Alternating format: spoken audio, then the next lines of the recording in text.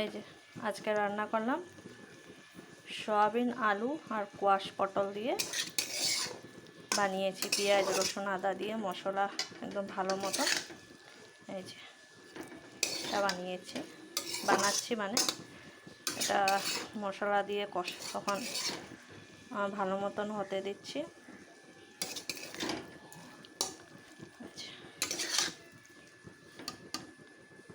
এখনো হয়নি কষানো, তো এটা আস্তে আস্তে হবে।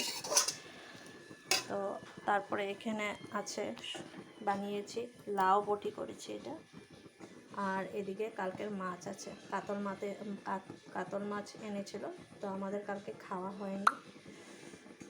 তো মাছগুলো গরম করে রেখেছিলাম, তো এই যে এটা আছে দুপুরে এগুলি খাবো।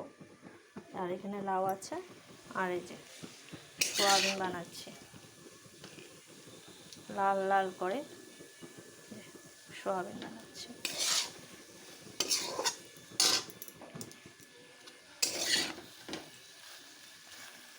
থ্যাংক ইউ বন্ধুরা, তোমরা সবাই ভালো থাকবে, সুস্থ থাকবে। Thank you, tata.